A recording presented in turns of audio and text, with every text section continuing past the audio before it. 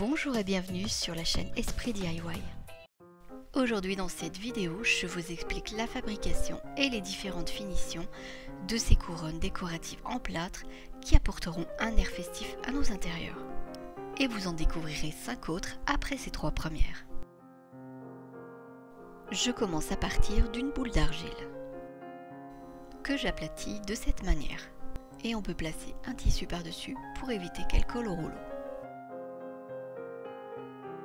Je m'arrête en gardant une bonne épaisseur et ici je l'unifie, tout en l'agrandissant à la taille souhaitée.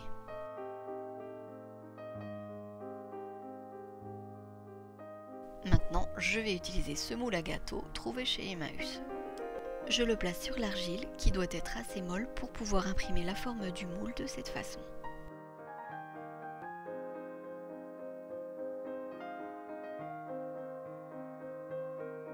Voici l'empreinte qu'on obtient.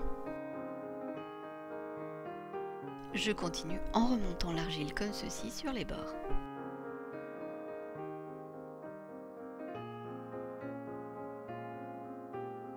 Je la plaque pour bien épouser la forme du moule.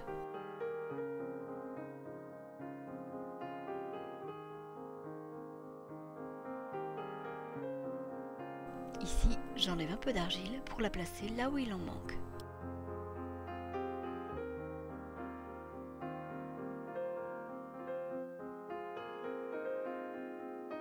Une fois terminé, on laisse un peu sécher l'argile.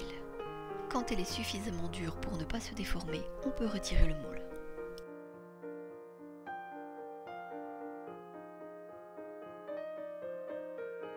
Voilà ce qu'on obtient. Et si on veut que cette partie soit plus bombée, il suffit de remonter davantage l'argile sur le moule. À présent, je passe au lissage. Ici, je prélève un petit morceau d'argile pour combler les manques.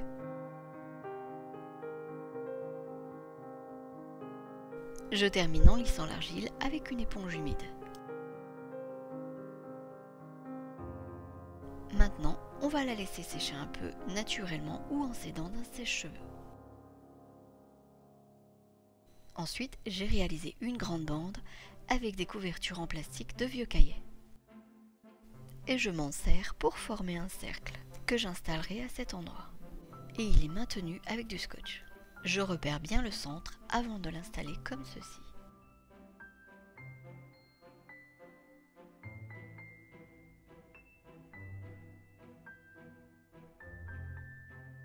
Je finis par un lissage à la base de la bande.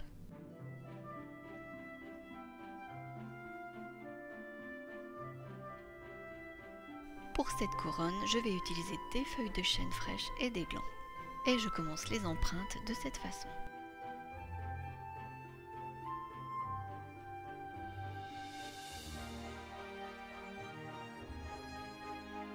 Voilà ce que ça donne. Pour que l'empreinte soit nette, il faut que l'argile ne soit pas trop humide. Je continue comme ça sur toute la surface.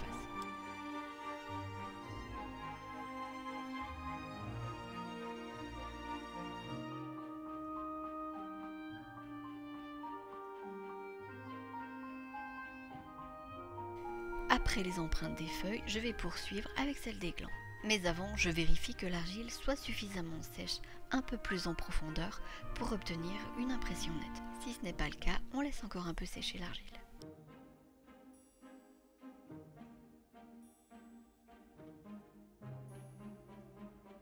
Ici, l'empreinte est nette, donc je vais pouvoir faire l'impression sur la couronne.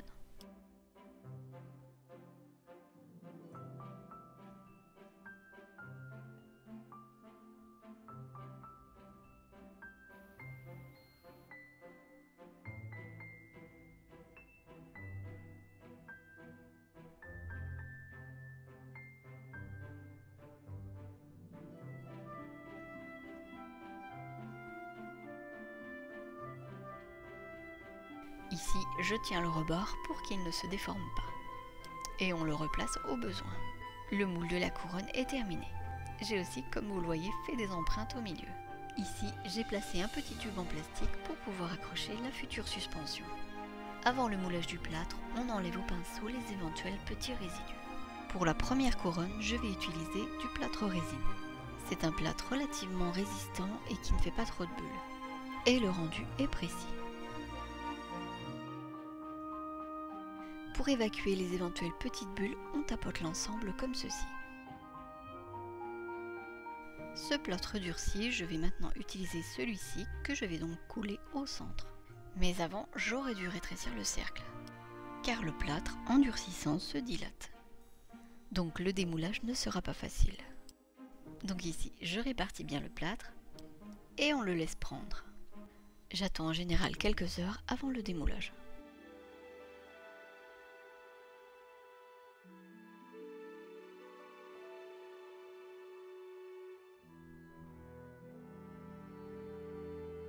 Vous voyez que la couche d'argile se retire facilement. Le petit tube en plastique aussi. En revanche, je n'arrive pas à enlever cette bande de plastique. Donc, j'essaie de la dégager un petit peu de ce côté. Et j'ai dû utiliser une pince pour retirer la bande. Donc ici, je craignais vraiment de casser la couronne. Comme vous le voyez, la séparation des deux pièces est un peu brusque. Et finalement, la couronne est intacte, avec un joli rendu.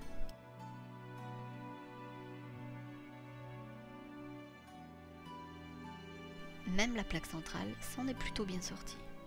On voit quelques bulles avec ce plâtre à modeler, mais dans l'ensemble, c'est plutôt satisfaisant. Après quelques jours de séchage, je ponce les bords internes de la couronne avec un grain 120.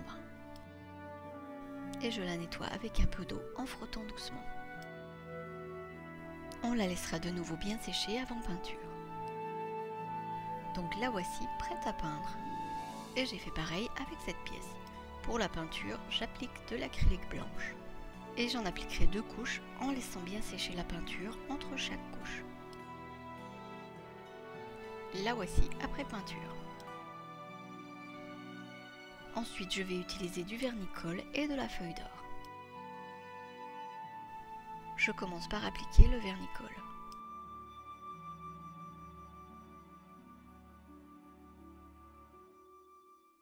Puis je dépose un morceau de feuille d'or en le faisant bien adhérer.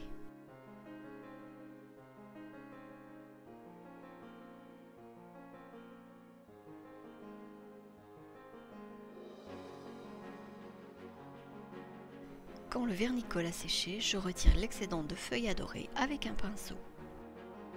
Voilà le résultat avec la feuille à dorer.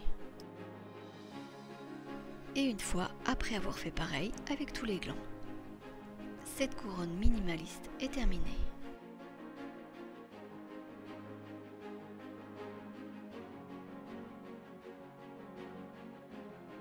Comme pour la précédente couronne, j'utilise une plaque d'argile d'une bonne épaisseur. Et je vais me servir cette fois d'une couronne moyenne en polystyrène. Avec toujours une argile assez molle. Je commence par appuyer sur la couronne avec un rouleau. Puis, comme précédemment, je remonte les bords de l'argile contre la couronne. Une fois fait, on procède doucement pour décoller l'anneau en polystyrène.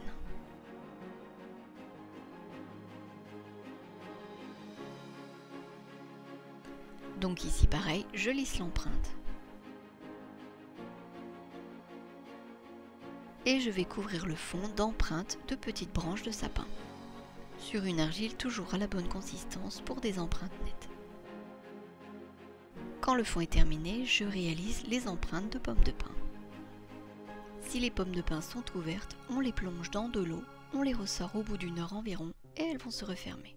Pour un plus joli rendu, j'utilise des pommes de pin de tailles différentes. Ici, j'enlève les petits résidus au pinceau. Je replace ensuite la couronne de polystyrène et je trace le cercle intérieur. J'ai réalisé cette petite bande que je placerai ensuite sur le tracé du cercle.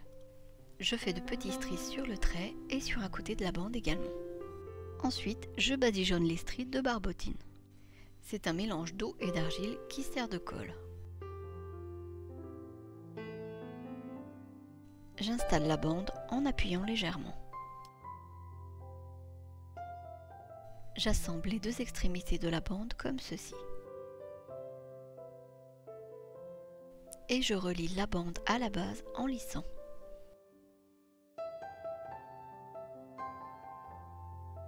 Après un petit temps de séchage, je coule du plâtre à modeler. Je répartis bien le plâtre et je tapote pour évacuer les bulles d'air. On attend le durcissement complet du plâtre avant de démouler.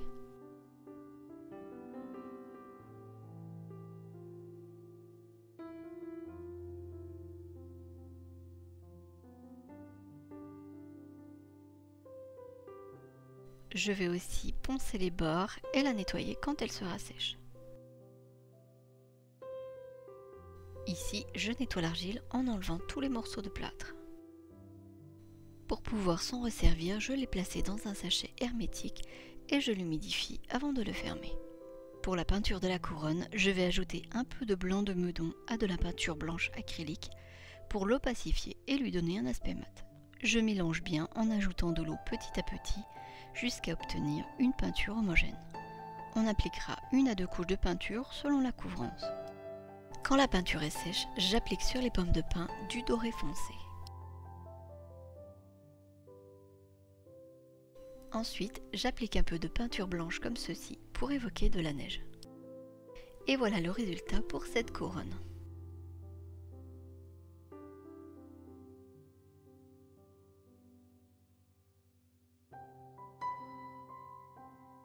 Avec un anneau en polystyrène de grande taille, j'ai réalisé cette couronne.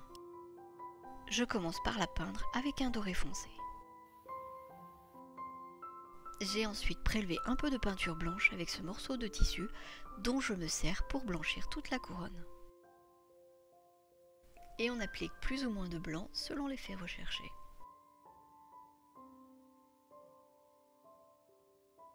Voilà ce que ça donne pour le moment.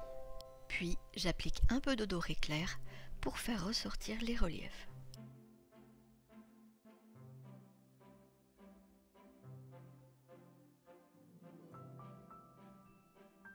Voilà pour la finition de cette couronne. Je vous montre aussi comment faire de mini couronnes à accrocher au sapin par exemple avec ce petit anneau. Pour faire son empreinte, je procède comme ceci. On démoulera tout doucement pour ne pas casser l'anneau.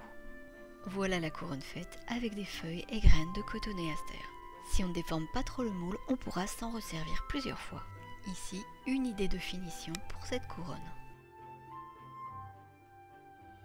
On la vernira si on s'en sert comme rond de serviette. Une autre réalisée avec ces petites pommes de pin. Pour la finition, du doré pour le fond et un peu de blanc sur les reliefs des pommes de pin.